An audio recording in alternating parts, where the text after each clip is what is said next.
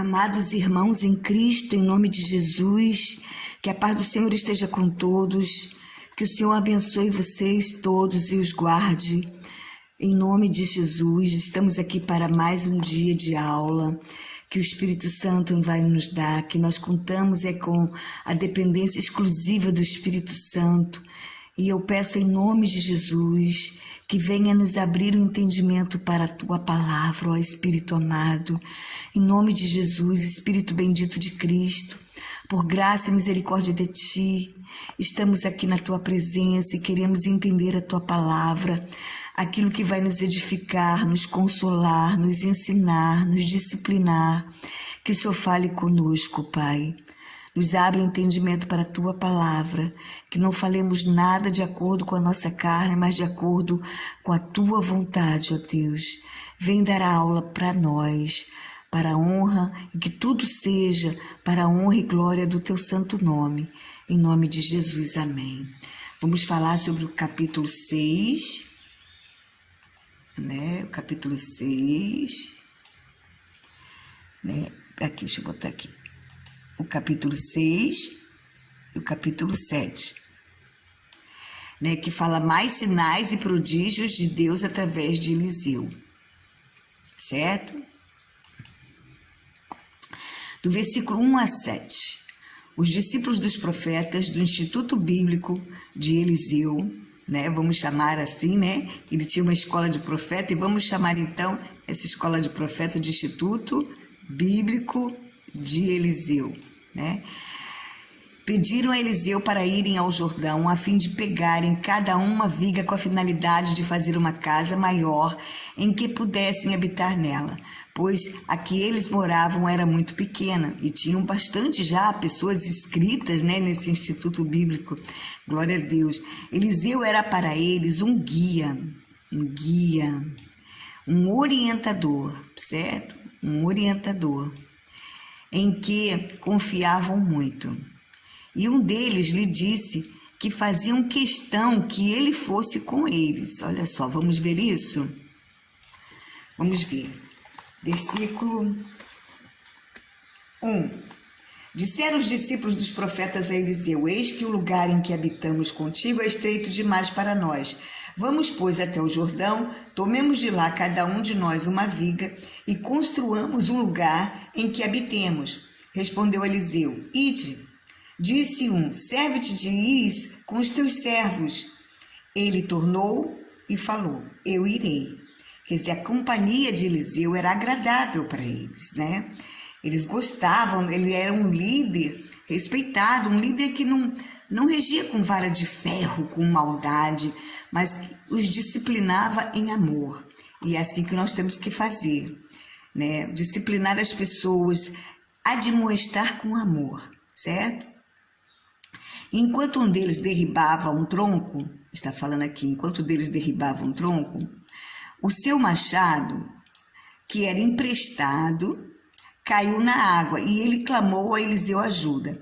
Eliseu cortou um pau, jogou na água e fez flutuar o ferro, né? Então ele disse assim: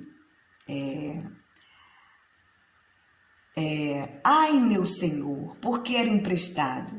Aí Eliseu perguntou: onde caiu? Ele mostrou a Eliseu o lugar. Então Eliseu lançou um pau sobre a água e fez flutuar um martelo. Gente, mais uma vez Eliseu usa um objeto. Ele era o jeito dele, né? Quando ele se deparava com situações difíceis, ele usava objetos simples para produzir o milagre. Mas Eliseu sabia que tais objetos nenhum poder tinham. O que operava era o poder de Deus através da vida de Eliseu, com oração e fé. Se ele usasse aqueles elementos sem nenhuma oração, se ele não tivesse, não é a oração da hora, mas se ele não tivesse nem uma comunhão com Deus de oração, ele não poderia jamais fazer aqueles milagres. Aqueles elementos, poder nenhum tinham, não tinha poder nos elementos, né? Não tinha. Mas ele usava porque aquilo também era até uma cultura dos judeus da época, né? Dos israelitas, porque não eram os judeus, né? Samaria era de Israel. Então era uma cultura deles da época, né? De usar simbolismos, né? Agora, graças a Deus, Jesus falou para aquele servo do centurião, né? Para aquele centurião que foi pedir pelo seu servo, né? Quando Jesus falou, eu vou contigo curar o seu servo, ele falou assim, não, eu não sou digno de que vais comigo, de que entres na minha casa. Basta uma palavra e o meu servo será curado. E assim sucedeu. E Jesus elogiou aquele centurião, que era um centurião romano, não era nem de Israel, não era nem de Judá, dos judeus, certo? Mas tinha uma fé enorme, uma fé que Jesus que Jesus é que podia fazer o milagre, que Jesus é que estava a solução, e que Jesus era Deus de perto e Deus de longe, que com uma palavra o servo dele ficaria curado, e assim se aconteceu.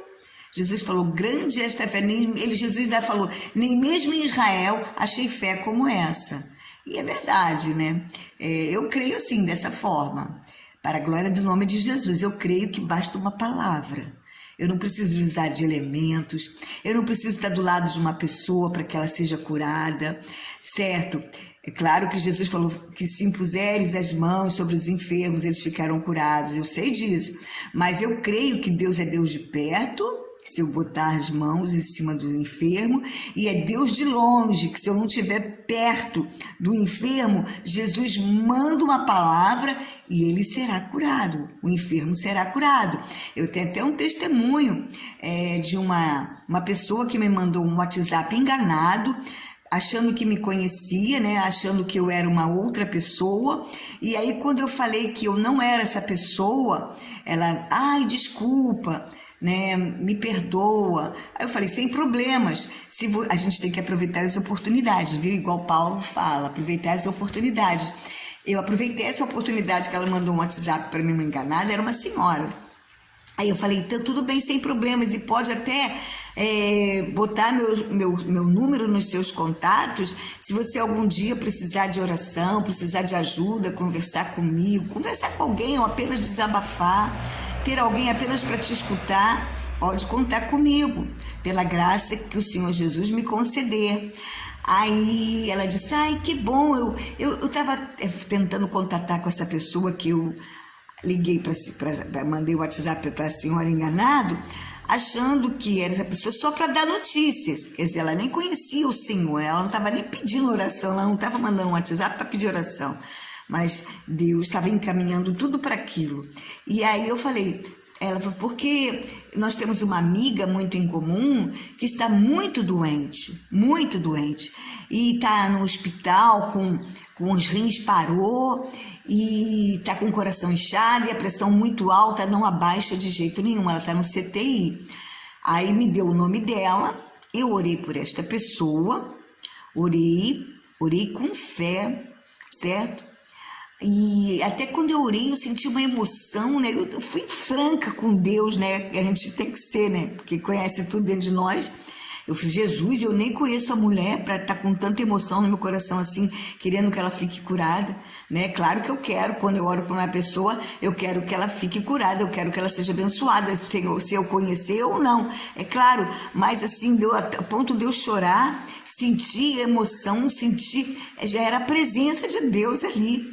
Que no dia seguinte a mulher começou a melhorar, os rins dela voltaram a funcionar. No terceiro dia, eu já recebi um áudio dessa senhora que mandou o WhatsApp enganado, dizendo que a moça por quem eu orei já ia sair do CTI, que os rins voltaram a funcionar, a pressão abaixou, ela já estava fora de perigo. E eu agradeci muito ao Senhor, falei, Senhor, eu já entendi aquela emoção do momento, era o Senhor me mostrando que era essa a tua vontade, que aquela moça ficasse curada. Isso eu queria alguém para orar por aquela moça, porque a gente precisa orar. A gente, orando, a gente muda uma história. E para a glória do nome de Jesus, Jesus me capacitou para eu estar atenta. Por isso que a gente tem que estar atenta ao que o Espírito Santo nos diz. né? A gente tem que estar atento. E aí o Senhor me mostrou que ali ele queria mesmo que aquela moça fosse curada. Ele queria que alguém orasse por aquela moça, com amor no coração. Isso é muito bom, gente. A gente saber que basta uma palavra do Senhor e o milagre se faz. Graças a Deus. Graças a Deus. Então, agora do versículo 8 ao 17. Vamos ver, versículo 8 ao 17. O rei da Síria fez guerra contra Israel e, em conselho com seus oficiais, disse: em tal e tal lugar estará o meu acampamento. Mas o homem de Deus mandou dizer-lhe ao rei de Israel: guarda-te de passares por tal lugar, porque os sírios estão descendo para ali. O rei de Israel enviou tropas ao lugar que o homem de Deus lhe falara e de que tinha avisado, e assim se salvou, não uma nem duas vezes. Então, tendo-se turbado com este incidente, o coração do rei da Síria chamou ele os seus servos e lhe disse: não me farei saber quem dos nossos é pelo rei de Israel? Quer dizer, ele achava que estava sendo traído pelos seus soldados. Respondeu um dos seus servos: ninguém, ó rei, meu senhor, mas o profeta Eliseu, que está em Israel, faz saber ao rei de Israel as palavras que falas na tua câmara de dormir. Ele disse: ide ver de onde ele está, para que eu mande prendê-lo. Foi-lhe e dito: eis que está em Dotã. Então, sabe que Dotã é o lugar onde José foi vendido pelos seus irmãos. Então enviou lá cavalos, carros fortes, tropas, carros, chegaram de noite e cercaram a cidade. Olha só, cercaram até o lugar onde Eliseu estava. Tendo se levantado muito cedo o moço do homem de Deus e saído, eis que tropas, cavalos e carros haviam cercado a cidade. Então o seu moço lhe disse: ah, meu senhor, que faremos? Ele respondeu: não temas, porque mais são os que estão conosco do que os que estão com eles. Orou Eliseu e disse: Senhor, peço-te que lhe abra os olhos para que veja. O Senhor abriu os olhos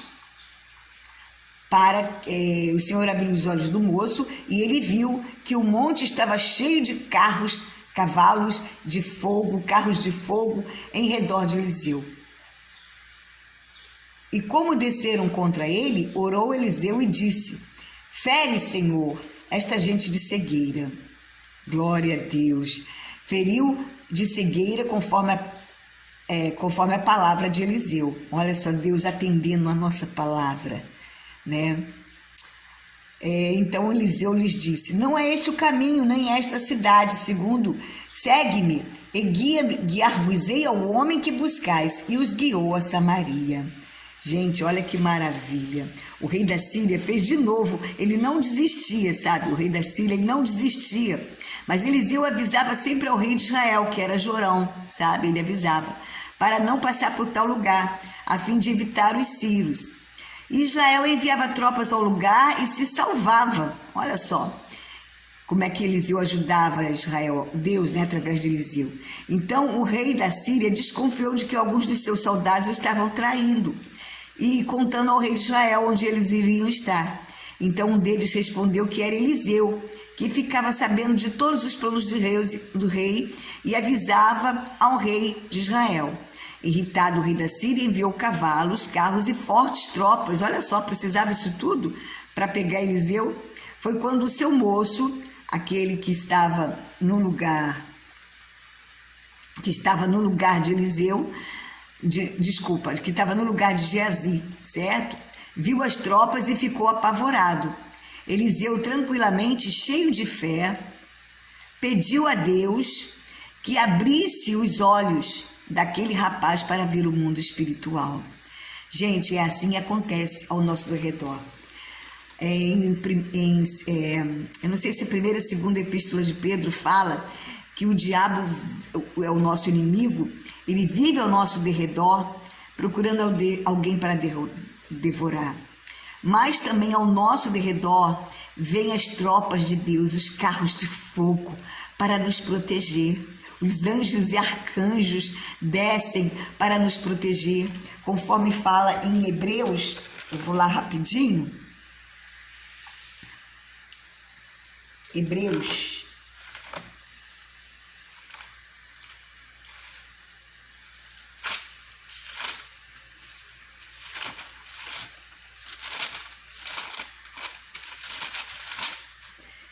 Que fala assim, ó, no versículo 14, capítulo 1 de Hebreus, versículo 14. Não são todos eles espíritos ministradores enviados para serviço a favor dos que hão de herdar a salvação? Depois vocês dão uma olhadinha em Hebreus, capítulo 1, no versículo 5 até o versículo 14, que vai explicar quem são os anjos. São ministros de Deus para nos ajudar.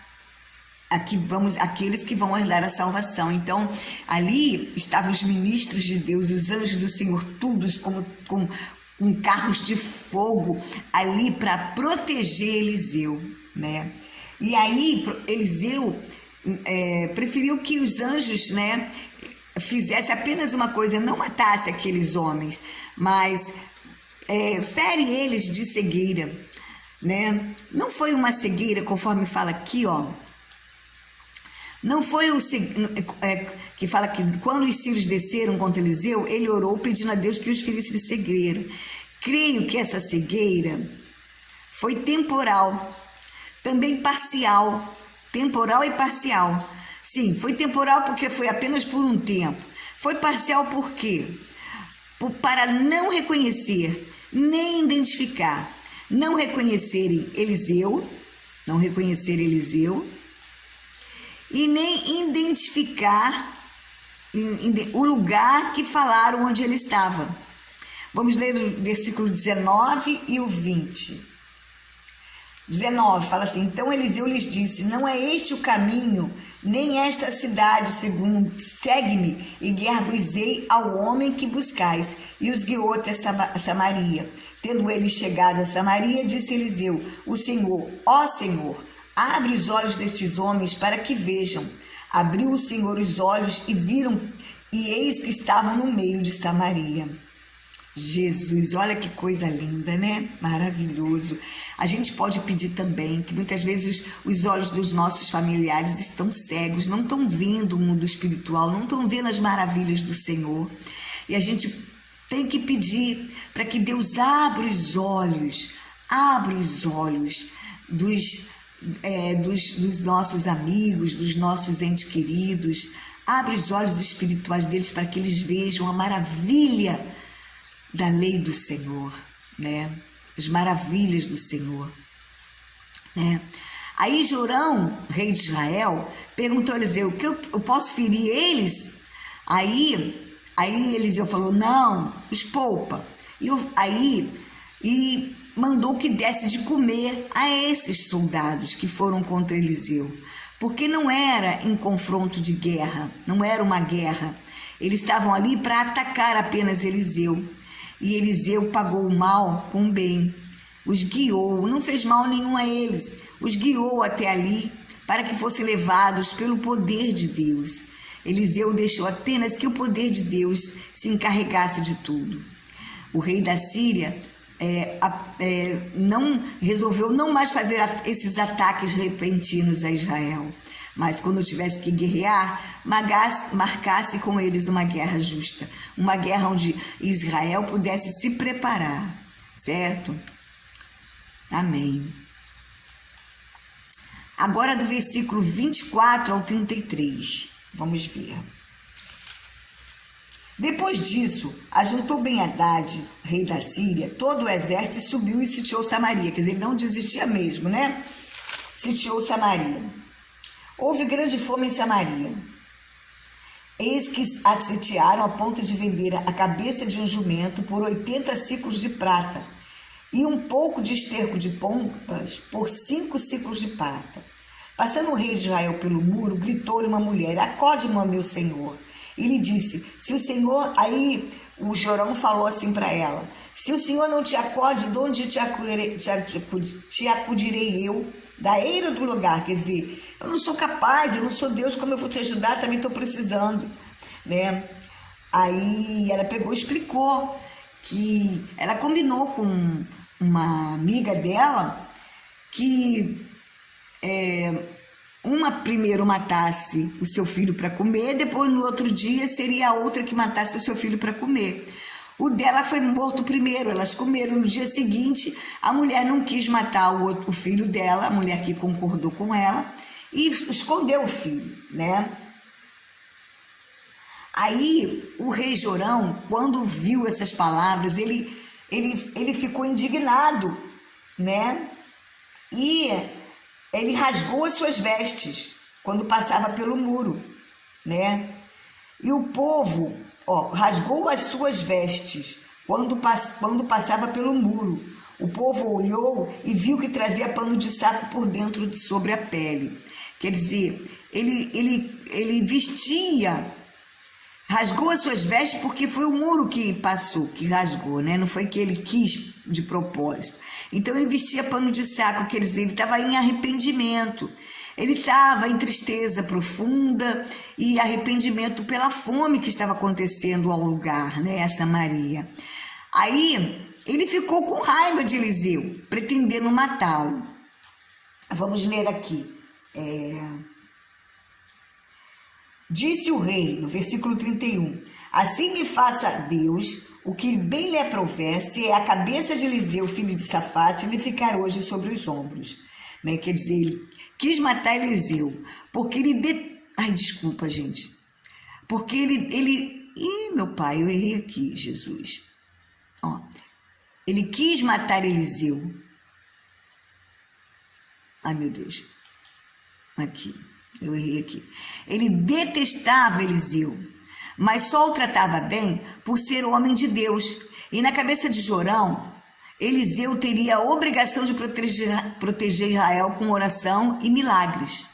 Então, ele detestava, ele não gostava de Eliseu. Mas a partir do momento que ele falou que ele viu que Samaria ia todos morrer, já tinham muitos mortos, e por causa da fome, ele não ia subsistir. Então ele falou, agora não estou nem aí, Eliseu não vai poder mais me ajudar com nada, né? Agora Deus já decretou, igual ele falou assim, quer ver? Quer ver?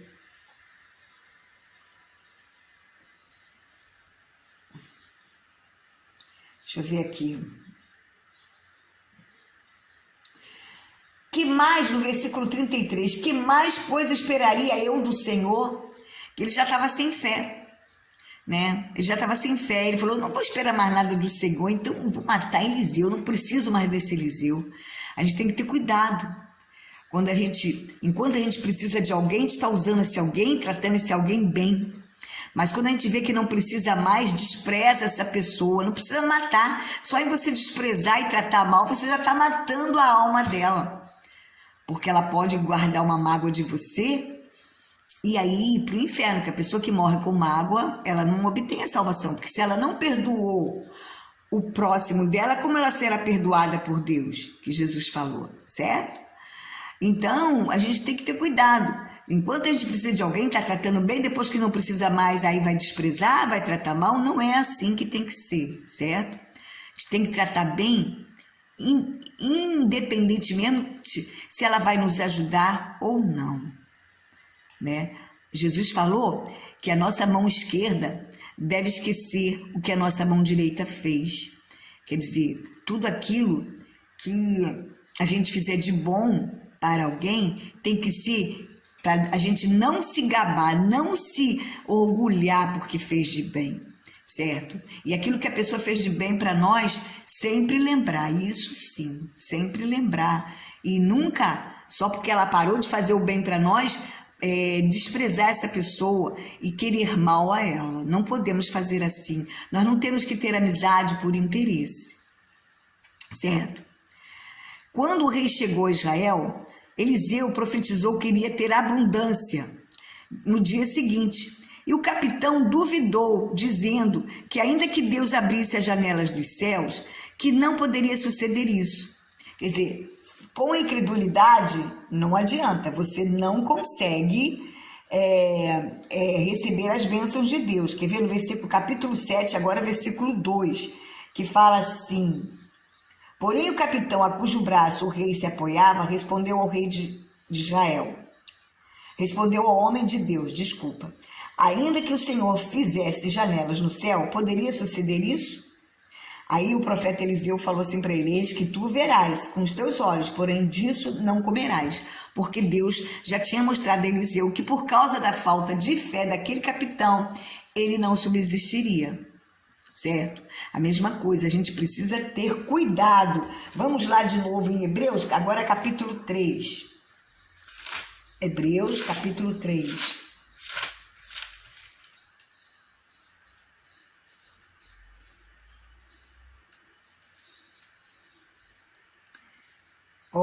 Versículo 12. Tende cuidado, irmãos, jamais aconteça haver em qualquer de vós perverso coração de incredulidade que vos afaste do Deus vivo.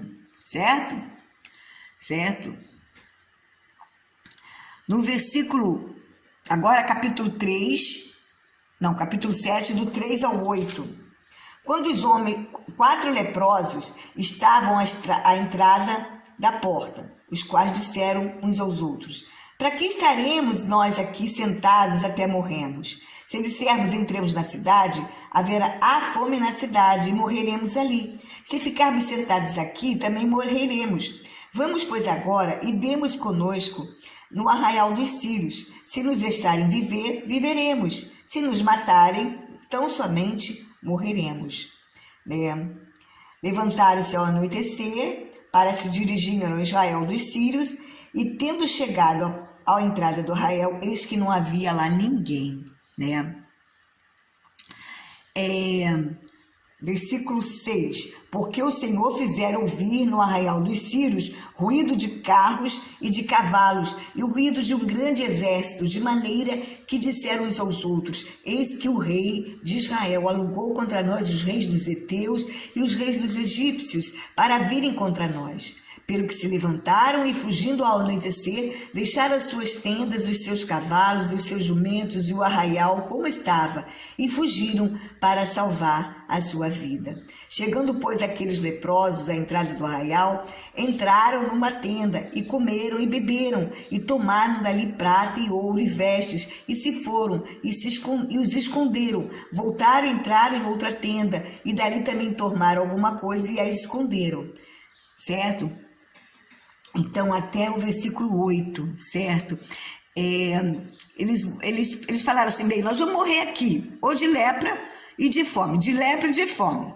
Então, vamos nos arriscar. Também, se a gente entrar em Samaria, lá também está todo mundo passando fome.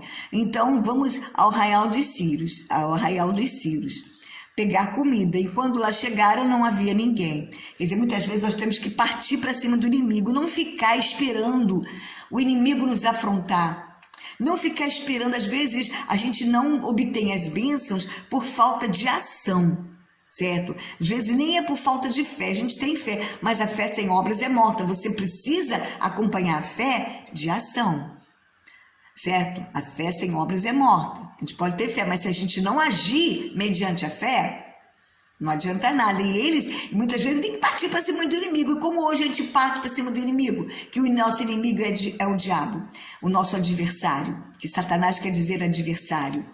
E a gente tem que fazer o seguinte: a gente tem que ir para cima de Satanás com oração e jejum. Vigília, adoração, leitura da palavra. É assim que a gente bota a nossa armadura de que Deus nos capacitou, que está lá em Efésios 6, e partimos para cima do diabo com oração e jejum. Não vamos ficar inertes esperando o diabo agir na nossa vida, na nossa família, com doença ou qualquer outra coisa, ou com relacionamentos ruins, ou com dívidas, com falta de dinheiro, falta do dinheiro para o nosso sustento, Então a gente tem que partir para cima do inimigo, como? Agindo, fazendo a nossa parte com oração, jejum, vigílias, adoração, leitura da palavra, e também agindo, trabalhando, ou se cuidando, se é doença, se cuidando também no médico, mas não confiar somente nos médicos, orar para que Deus nos guie ao médico certo. Amém, gente? Os leprosos, em face de tão grande sobrenatural de Deus, se sentiram na obrigação de propagar aquelas boas novas ao restante de Israel. Vamos ver. No versículo 9. Então disseram uns para os outros: não fazemos bem, este dia é dia de boas novas, quer dizer, dia de anúncio, eis agora o dia oportuno, eis agora o dia da salvação, e nós nos calamos. Se esperarmos até a luz da manhã, seremos tidos por culpados. Agora, pois, vamos e anunciemos a casa do rei. Vieram, pois, e bradaram aos porteiros da cidade e lhes anunciaram, dizendo: fomos ao arraial dos Sírios, e eis que lá não havia ninguém. Voz de ninguém, mas somente cavalos e jumentos atados e as tendas como estavam, né? Então os porteiros gritaram e fizeram anunciar a nova ao interior da casa do rei. Gente, esses leprosos, eles foram fiéis a Deus, né? E não quiseram guardar a bênção só para eles, certo? Porque lá Deus fez aquele sobrenatural de fazer os sírios ouvirem aquelas tropas todas. Eles pensaram que foi Israel que alugou os egípcios e os heteus contra eles, porque o diabo, né, Deus permitiu que o diabo agisse ali naqueles sírios, e o diabo faz a gente ver o perigo maior do que é. O medo, eles ficaram com medo, e o medo faz a gente ver o problema maior do que ele é. Foi o que aconteceu com os sírios, eles ficaram com medo e passaram a ver o problema maior do que era. Na verdade, Deus ali atuou porque queria autenticar a palavra que Eliseu deu, certo? Deus honra a palavra do seu servo quando essa palavra é de acordo com a vontade dele, de Deus, certo? E aí eles fizeram, né, aquilo que é dividir a bênção. Esses leprosos foram instrumentos para a bênção, para que... E por que esses leprosos? Que Deus usou esses leprosos, que eram homens tidos como indignos na época, né? Deus sempre usa muitos indignos aos olhos do ser humano, aos olhos dos outros que se consideram muito certinhos, muito bons, certo? Jesus falou que os sãos não precisam de médico, né? Que ele não veio chamar justos, mas pecadores ao arrependimento. Ali os leprosos... Desculpa, gente, vamos continuar. Ali os leprosos significavam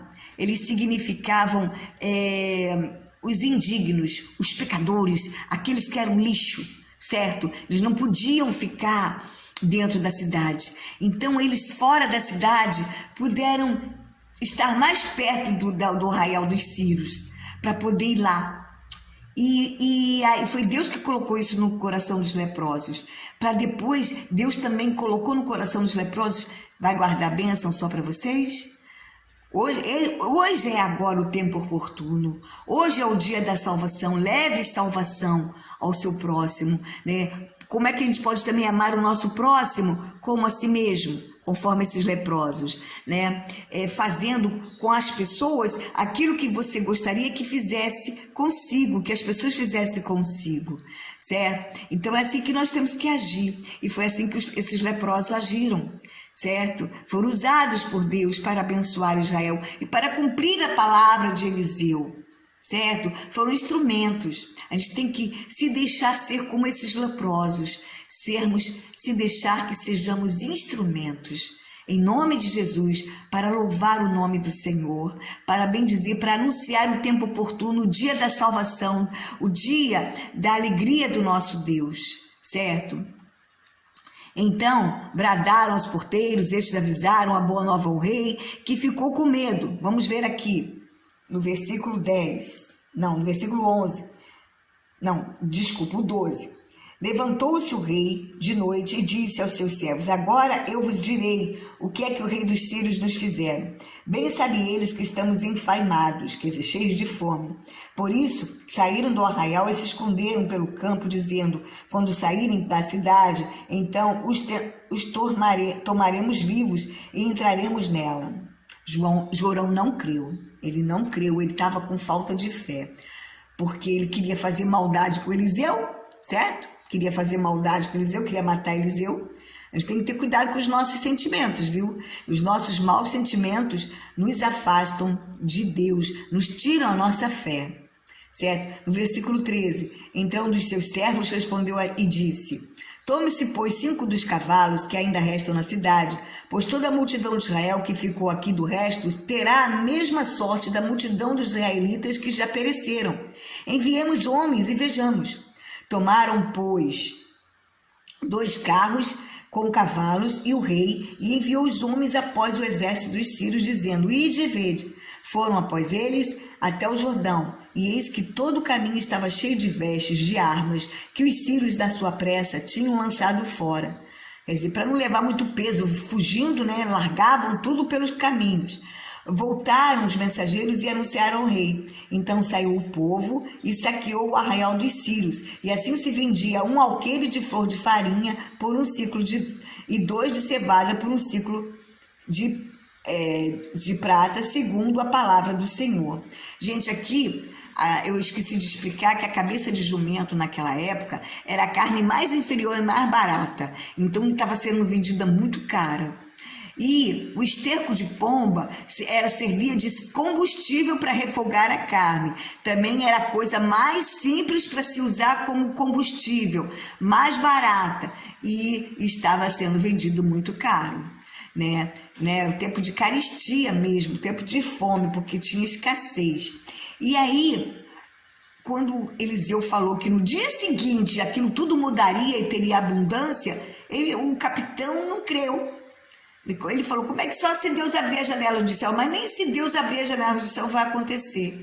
Quer dizer, ele duvidou do Deus de Israel, que já tinha feito tantos sinais e prodígios através de Eliseu. Ele duvidou do Deus de Israel. E aí, com dúvida, sem fé, é o quê? É impossível agradar a Deus, né? Então, ele não ia conseguir a bênção. Ele ia ver, para ver que Deus pode, mas não ia conseguir a bênção, certo? Então, olha só o que aconteceu, né? Do versículo 16 ao 20, o povo saiu, saqueou o arraial dos sírios, e a profecia de Eliseu se cumpriu. Vamos ver aqui, versículo 16. Então saiu o povo e saqueou o arraial dos sírios, né? Já li esse. No 17, deram o rei a guarda da porta ao capitão, em cujo braço se apoiara. Mas o povo o atropelou na porta, e ele morreu, como falara o homem de Deus, o que falou quando o rei dissera até ele. Assim se cumpriu o que falara o homem de Deus ao rei. Amanhã, a estas horas, mais ou menos, vender-se-ão 2 alqueires de cevada por 1 ciclo e uma de flor de farinha por 1 ciclo à porta de Samaria. Aquele capitão respondera ao homem de Deus: ainda que o Senhor fizesse janelas nos céus, poderia suceder isso, segundo esta palavra? Disseram o profeta: eis que tu verás com os teus olhos, porém disso não comerás. Assim lhe sucedeu, porque o povo o atropelou na porta e ele morreu. Gente, horrível coisa é cair nas mãos do Deus vivo. Que não haja, Que não haja em nós perverso coração de incredulidade, Que nos afaste do Deus vivo, conforme já lemos em Hebreus 3:12, certo?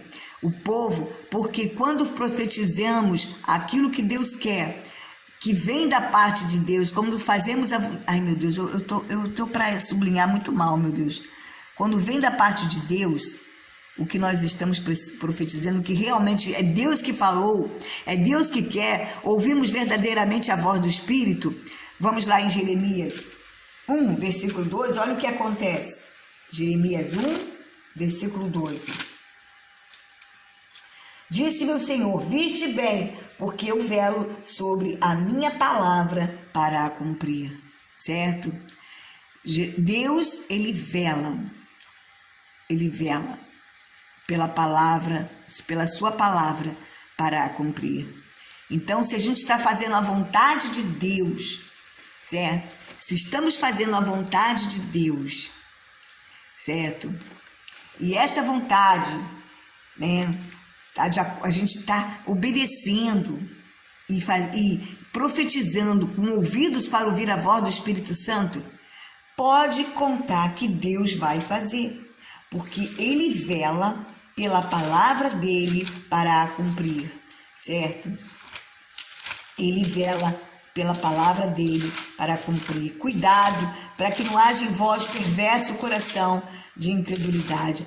No capítulo 11 de Hebreus, fala assim, capítulo 11, deixa eu ver aqui.